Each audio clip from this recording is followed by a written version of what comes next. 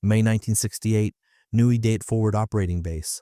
A high-ranking U.S. colonel unlocks a reinforced transport case to reveal the Pentagon's newest secret weapon to his allies.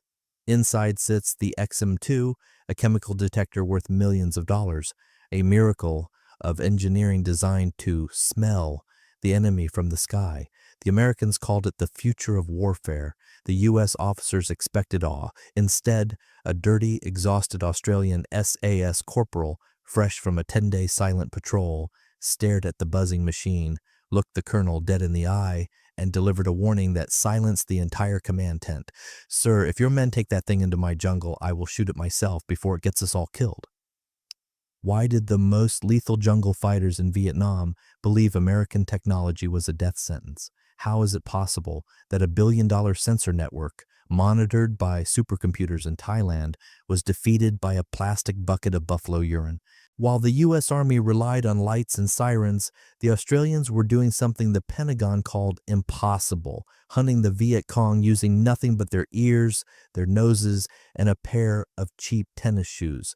This is the untold story of the high-tech humiliation, the story of why the SAS threw American gadgets into the mud to survive.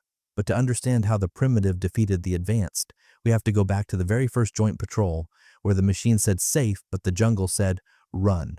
The question that echoed through that command tent in May of 1968 would haunt Pentagon analysts for the next 4 decades. How could a barefoot corporal with no electronic equipment whatsoever outperform a $3.7 million machine designed by the brightest minds at MIT? The answer would humiliate the most powerful military on Earth and remain classified for 40 years. The XM-2 Personnel Detector represented the absolute pinnacle of American military engineering in the late 1960s. Its development had consumed 7 years of research, employed over 200 scientists and engineers from the most prestigious laboratories in the United States, and produced a device that could theoretically detect human presence from the chemical signatures left by sweat, urine, and metabolic processes. The Pentagon believed they had created the ultimate hunter. What they had actually created was the ultimate liability that would become a running joke among enemy commanders. American soldiers called it the people sniffer, with a mixture of pride and dark humor. The device worked by drawing air through a series of chemical filters that could detect ammonia compounds in concentrations as low as 3 parts per billion. On paper, this extraordinary sensitivity seemed like a decisive advantage. In the humid jungles of Vietnam, it became a catastrophic flaw that would cost American taxpayers hundreds of millions of dollars and accomplish absolutely nothing except revealing patrol positions to the very enemy it was supposed to detect. But the People Sniffer disaster was just the appetizer. The main course would cost $1 billion and fail even more spectacularly. The Australian SAS operators who witnessed American reliance on electronic detection systems had developed a completely different philosophy of jungle warfare. Their approach was based on something they called the smell doctrine, a systematic method of using human senses that predated electronic sensors by approximately 200,000 years of human evolution. While American patrols carried detection devices that weighed over 15 pounds and required constant battery changes, Australian operators carried nothing but their own finely tuned nervous systems and noses trained to detect what no machine could identify. The smell doctrine began with a counterintuitive requirement that horrified American hygiene officers when they first learned about it. 3 days before any patrol into enemy territory, Australian SAS operators stopped using soap, deodorant, toothpaste, or any product containing artificial fragrances of any kind. They began eating Vietnamese food, particularly the pungent fermented fish sauce called nuoc mam that formed the basis of the local diet. The smell was so overwhelming to anyone accustomed to Western hygiene standards that American soldiers often refused to share helicopters with Australian patrols, complaining that the odor made them physically ill. What those American soldiers did not understand was that this deliberate and uncomfortable transformation served 2 critical purposes that no electronic device could ever replicate, no matter how many millions the Pentagon invested in research and development. The science behind Australian methods was about to make American technology look like an expensive toy. First, by eliminating artificial scents and adopting local dietary patterns, Australian operators became olfactorily invisible to enemy trackers who had learned over years of conflict to identify Western soldiers by the distinctive smell of American soap, chemical insect repellent, and processed food that no Vietnamese peasant would ever consume. The Viet Cong knew what Americans smelled like, and they used that knowledge to hunt them. Australians who smelled like the local population could pass through areas where Americans would be detected within minutes. Second, by saturating their own senses with local odors over several days of preparation, Australian operators could detect the subtle scent variations that indicated enemy presence in ways that seemed almost supernatural to observers who had not undergone the training. Viet Cong soldiers who had recently eaten their distinctive diet smoked the harsh local tobacco called thuoc lao, or simply sweated in their jungle hiding positions, produced chemical signatures that trained Australian noses could detect from distances of 50 to 100 meters, depending on wind conditions and humidity levels. The contrast with American methods could not have been more stark or more embarrassing for Pentagon planners who had staked their careers on technological solutions.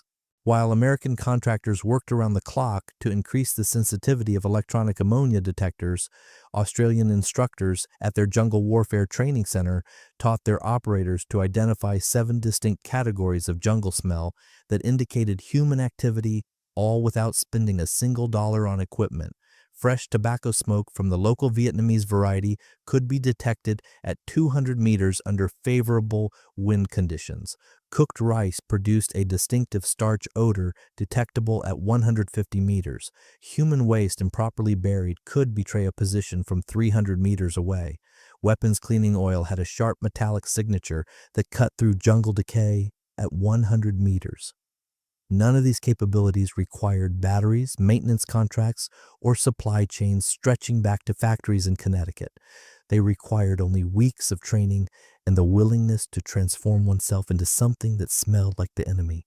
And then came the moment that should have ended the People Sniffer program forever. Instead, the Pentagon classified the report and kept spending money. The People Sniffer's failures in actual field conditions became apparent within weeks of its deployment to combat units in Vietnam. The device was so exquisitely sensitive that it could not distinguish between enemy soldiers and the water buffalo that Vietnamese farmers used throughout the countryside. It could not tell the difference between Viet Cong camps and the colonies of monkeys that inhabited every patch of jungle. It registered human urine with the same alarm as the ammonia-rich decay of jungle vegetation that covered thousands of square kilometers of operational terrain. American helicopter crews flying People Sniffer missions would return to base with hundreds of positive readings from a single flight, each one potentially indicating enemy presence and triggering the massive American response apparatus. Artillery strikes were called on coordinates that contained nothing but confused wildlife and empty forest. Air raids dropped tons of ordnance on positions where the only casualties were trees and unlucky animals. The Viet Cong figured out the People Sniffer's operating principles within months of its deployment, and their response demonstrated a level of tactical creativity and dark humor that Pentagon analysts had systematically underestimated throughout the war. What happened next made the American military look like fools who had paid $3.7 million for the privilege of being trolled. Enemy commanders began collecting buffalo urine in ordinary plastic buckets and hanging these simple decoys throughout areas they wanted Americans to waste resources bombing. The cost of a single bucket filled with animal waste was approximately zero. The cost of the bombs, napalm canisters, and artillery shells that American forces expended on these false targets ran into millions of dollars per month, month after month, while actual enemy units operated freely in areas the People Sniffer had cleared as safe. In one documented incident from October of 1968 that became legendary among intelligence analysts, a People Sniffer-equipped helicopter identified what appeared to be a major enemy concentration approximately 15 kilometers northwest of Saigon. The readings indicated at least 200 personnel in a concentrated area, suggesting a regimental headquarters with substantial resources to destroy. American commanders ordered a massive response. 2 flights of F-4 Phantom jets dropped napalm and high explosive ordnance on the coordinates. Artillery bombardment from 3 separate fire bases followed. The total expenditure of munitions exceeded $300,000.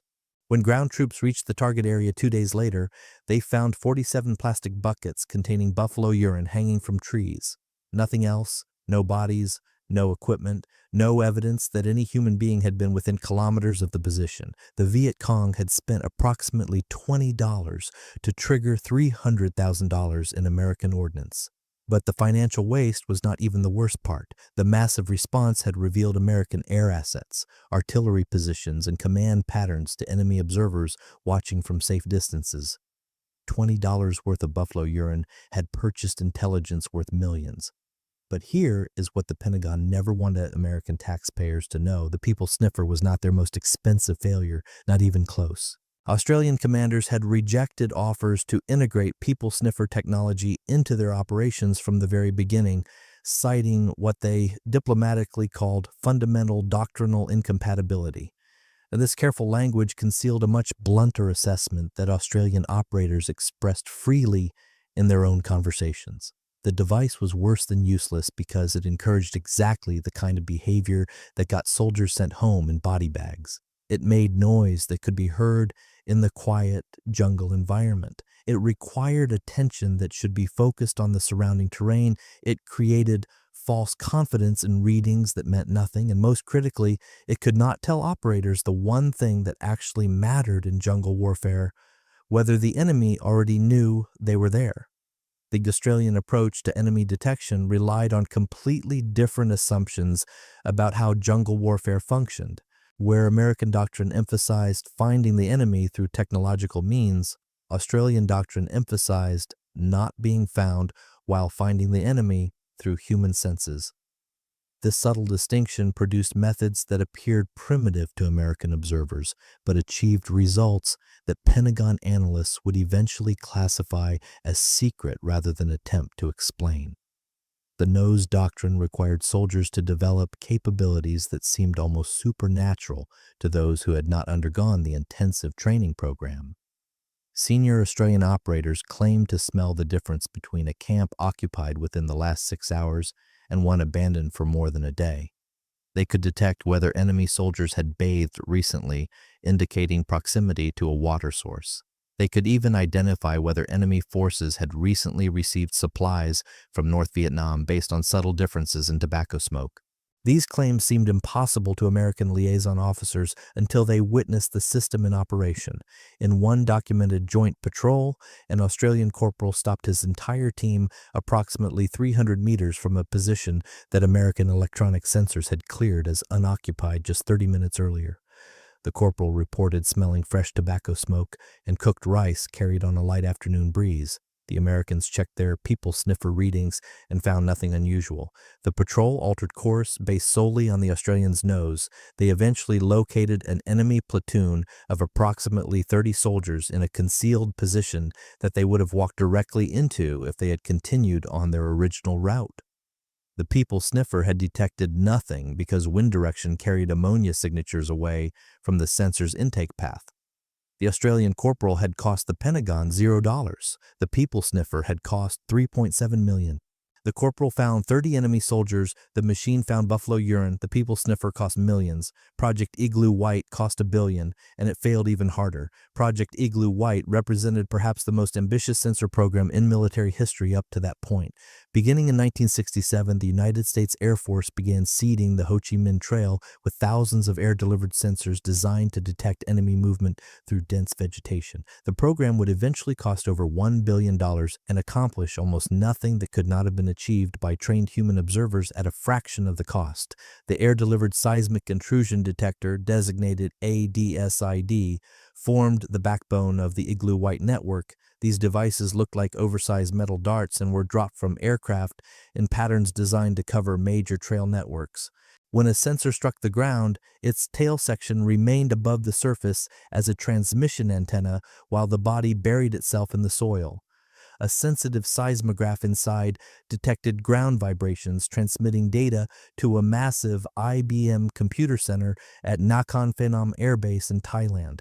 The system was supposed to provide real-time intelligence on enemy movement. In theory, computers in Thailand could track individual enemy units and time air attacks to catch them in the open. In practice, the system produced an overwhelming flood of false positives that made meaningful analysis impossible. The jungle is never still, and the billion-dollar sensors could not tell the difference between an enemy soldier and a raindrop.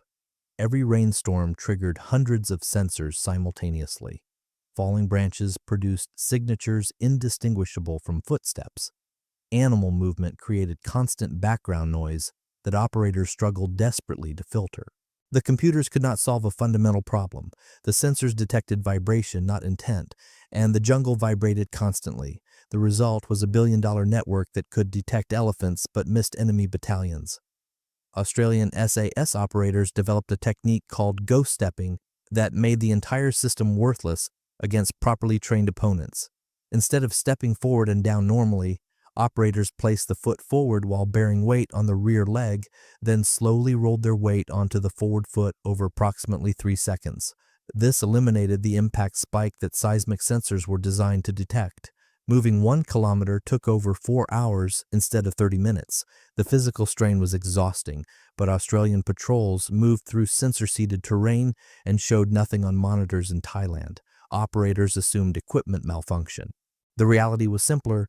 The Australians had defeated a billion-dollar network with a walking technique that cost nothing. But American boots were betraying patrols in another way that no sensor could fix.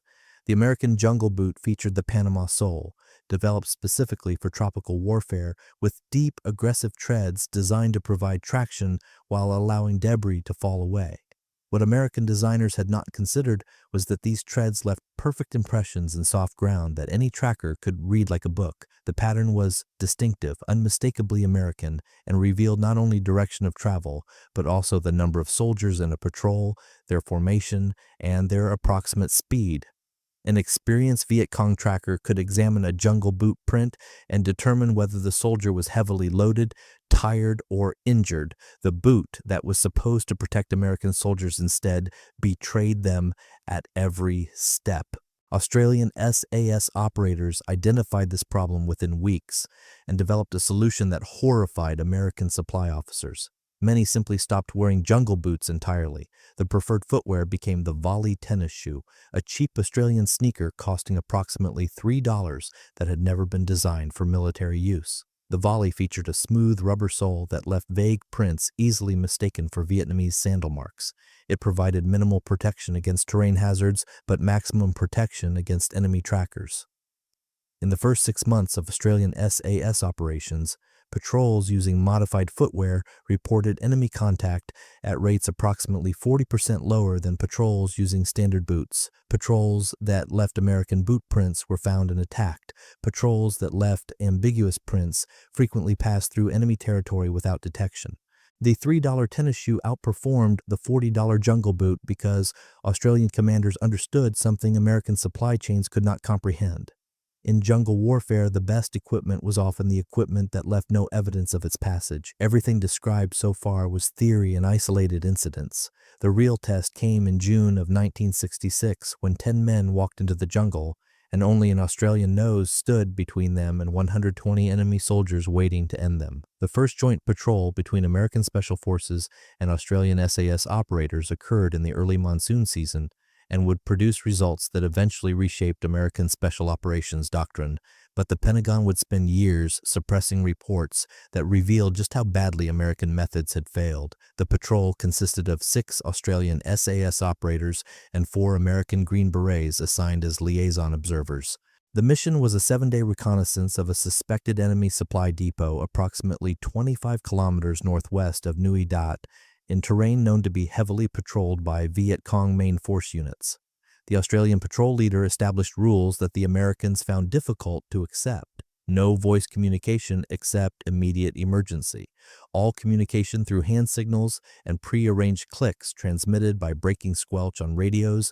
No movement during daylight hours. No American rations that produce foreign food smells. No smoking. No insect repellent. And absolutely no use of the people sniffer device that the Americans had been specifically ordered to field test. The Americans agreed with visible reluctance, still convinced their technology would prove superior. Several privately believed the restrictions were paranoia bordering on unprofessional conduct. They were about to receive an education that no amount of technology could provide. By day 3, the patrol had covered only 9 kilometers of the projected 25, moving exclusively during the 4 hours after midnight. The American observers were visibly frustrated by this pace, which they considered unnecessarily cautious and likely to compromise mission objectives. The Australian patrol leader flatly refused to accelerate, citing signs of enemy activity that the Americans could not detect. When pressed, he pointed to subtle indicators they had walked past without noticing: a vine cut rather than broken naturally, a slight depression in leaf litter suggesting someone had knelt there recently, a faint residual odor of tobacco smoke. The Americans saw and smelled nothing. Their people sniffer registered only background readings. They were becoming convinced the Australian was either paranoid or showing off. On the morning of day 4, everything changed in a way the Americans would never forget. The Australian point man suddenly raised his closed fist in the universal signal for immediate halt. Then he slowly lowered himself to a crouch and remained completely motionless, not even turning his head to look back at the rest of the patrol. What followed would last 14 hours and test every man present to the absolute limits of human endurance. The point man had detected the faint but unmistakable smell of tobacco smoke and cooking rice approximately 300 meters ahead, carried on a light breeze from the northwest. The smoke was fresh, indicating active occupation. The cooking smell meant soldiers who felt secure enough to prepare hot food, suggesting either a large force or an established camp with good security. The Americans immediately checked their people sniffer. The readings showed nothing unusual. The needle sat at baseline. According to the $3.7 million machine, there was nobody within detection range in any direction. The Australian patrol leader made an immediate decision based on his point man's nose rather than American technology. The patrol would not advance. They would not retreat. They would conceal themselves in the densest available undergrowth and wait for darkness. The men found positions in a thicket approximately 20 meters from the trail and settled in for what the Australians warned would be a very long wait. The Americans did not understand what this meant until the first hour passed. The temperature that day exceeded 40 degrees Celsius with humidity approaching saturation. There was no shade in the thicket, only filtered sunlight that raised the temperature even higher. Sweat soaked through every piece of clothing within minutes and continued flowing until the men were lying in pools of their own perspiration that could not evaporate. The insects arrived within 30 minutes and never left. Mosquitoes found the concealed men with unerring accuracy. Drilling into every patch of exposed skin, ants discovered the warm bodies and began expeditions across arms, legs, faces, into ears and nostrils. Something that looked like a centipede crawled across one American's hand and continued up his arm while he remained frozen, unable to brush it away without making noise. No one could move, no one could speak, no one could swat the insects methodically, consuming them, or wipe the sweat dripping into their eyes. The Australian patrol leader had made clear through hand signals that any movement could result in detection and the end of everyone present. The Americans had trained for difficult conditions. They had not trained for this. The hours crawled past with agonizing slowness. Men who had to urinate did so where they lay. Men who had to defecate held it through sheer willpower. Muscle cramps developed from enforced immobility and had to be endured without stretching. By hour 8, one American was trembling visibly from sustained stress. An Australian operator slowly moved his hand to rest on the American's arm. In a gesture of reassurance and warning combined, the trembling gradually subsided as the American found some reserve of endurance he had not known he possessed. By hour 12, the light was fading, and the temperature dropped from unbearable to merely miserable. The insect activity actually increased as mosquitoes became more aggressive in the cooling air. By hour 14, full darkness had arrived, and the Australian patrol leader finally gave the signal to prepare for movement. Shortly after midnight, the patrol began extracting from their concealment position. They traveled in the opposite direction from their objective, deliberately putting distance between themselves and whatever force had established the camp ahead. At approximately 0200 hours, now day 5, they reached a position that allowed observation of a trail junction approximately 400 meters from where they had spent 14 hours motionless. What they saw validated every decision the Australian patrol leader had made. An enemy company of approximately 120 soldiers had established a temporary bivouac directly across the patrol's original route. Cooking fires, carefully concealed from aerial observation, glowed in multiple locations. Sentries patrolled a perimeter that extended across the exact path the patrol would have followed. Weapon stacks indicated a well-equipped main force unit. Through observation that continued until dawn, the Australians determined the enemy unit had been in position for approximately 36 hours. They had been there throughout day 3 and were already established when the Americans wanted to accelerate through the area during daylight. If the Americans had gotten their way, 10 men would have walked directly into 120 enemy soldiers in prepared positions. The result would not have been a firefight. It would have been annihilation. The Australian point man's nose had detected cooking, smoke, and tobacco from 300 meters away when wind conditions briefly carried the scent toward the patrol. That single moment of detection, lasting perhaps 30 seconds before the wind shifted, had saved 10 lives. The people Sniffer had detected nothing because wind carried ammonia signatures away from the sensor intake throughout the critical period. The machine had pronounced the area safe while 120 enemy soldiers waited less than 400 meters away. A trained human nose had outperformed $3.7 million of American technology, and the patrol was not over yet. On day 6, after circumnavigating the enemy bivouac through a route that added 12 kilometers, the patrol finally reached their original objective, the suspected enemy supply depot. What they found revealed something American intelligence had completely missed, despite months of analysis and millions of dollars in collection assets. The depot was not buildings or bunkers that could be photographed from the air. The surface showed almost no evidence of human activity. The actual depot was a network of underground chambers connected by tunnels extending over 2 kilometers beneath the jungle floor.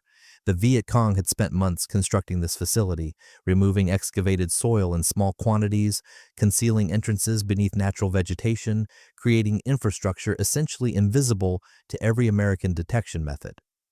The Australian patrol leader made a decision the Americans considered either brilliant or insane.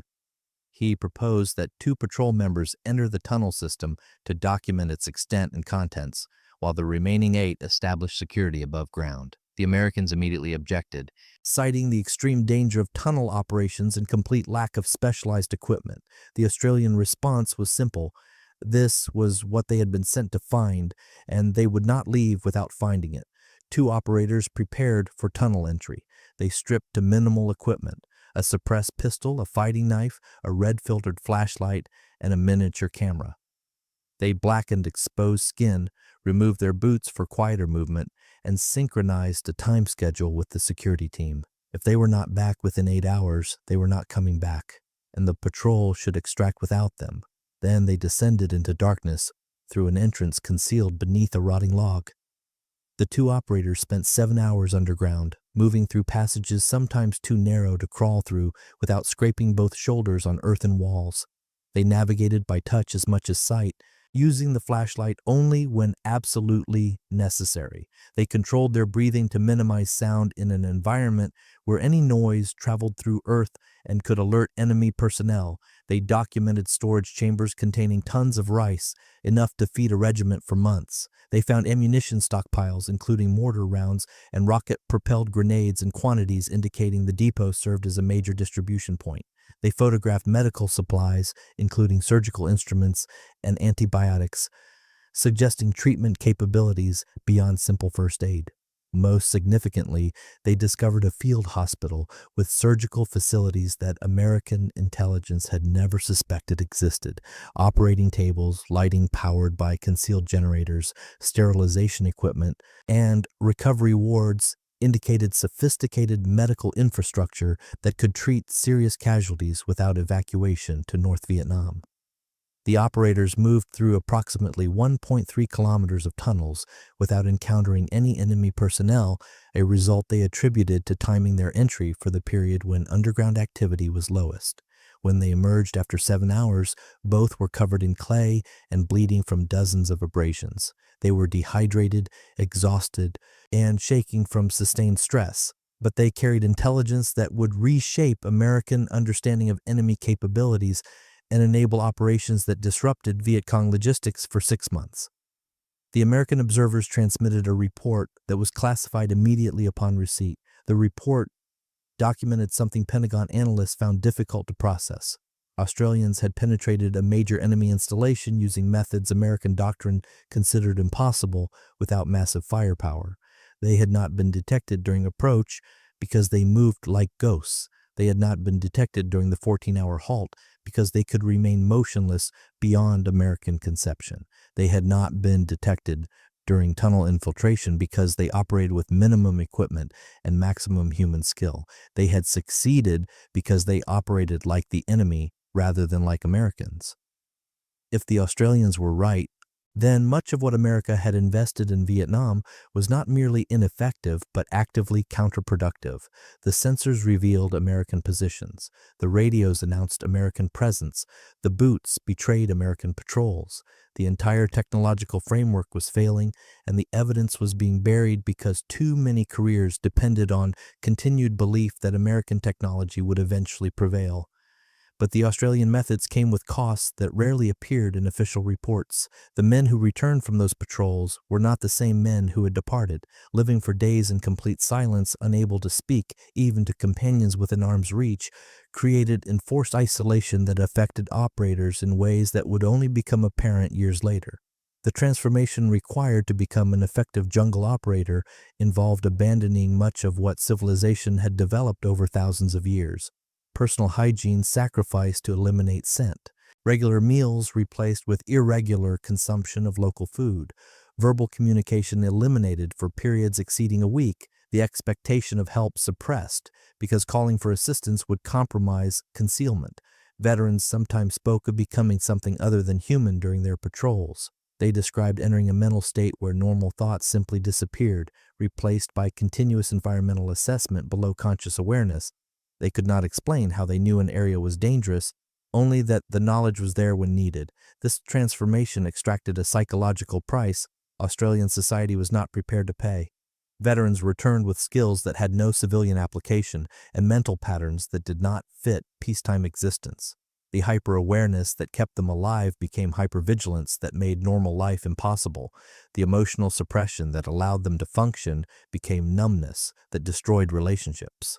The suicide rate among Australian Vietnam veterans would eventually exceed the combat casualty rate, revealing the true cost of the psychological transformation required for jungle warfare. The men who had become ghosts found it extraordinarily difficult to become human again, but the techniques did not disappear with the end of Australian involvement. They resurfaced in ways Pentagon analysts had never anticipated. Colonel David Hackworth was among the first American officers to publicly acknowledge what the Australians had achieved. His classified reports documented kill ratios that exceeded American rates by factors analysts found difficult to explain, where American units achieved approximately 4 enemy casualties per 1 friendly casualty. Australian SAS units reported ratios exceeding 50-1 in some operations. The difference was so extreme that American intelligence officers initially suspected the Australians of falsifying reports. Investigation revealed the numbers were accurate. The Australians were simply operating in ways Americans had not considered possible. Hackworth's attempts to implement Australian methods met with institutional resistance that revealed the depth of American commitment to technological solutions regardless of evidence. Supply officers refused non-standard equipment. Training commands rejected curriculum changes, emphasizing fieldcraft over firepower.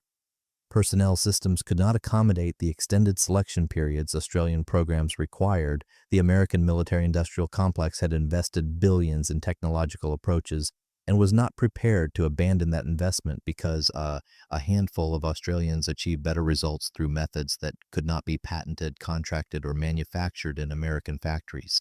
When American Special Operations Forces began operations in Afghanistan in 2001, observers noted striking similarities to Australian methods from Vietnam: small teams operating independently, emphasis on concealment over firepower, use of local dress and equipment, integration of indigenous knowledge into tactical planning. The methods David Hackworth had praised in 1969 had finally become American doctrine. The delay between evidence and adoption had lasted more than 3 decades.